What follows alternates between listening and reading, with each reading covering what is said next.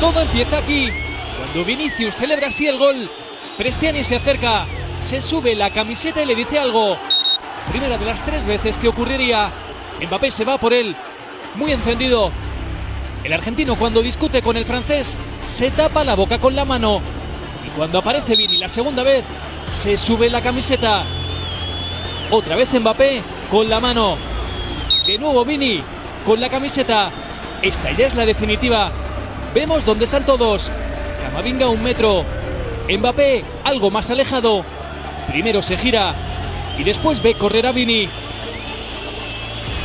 Se produce el parón que al principio no entendía Arbeloa.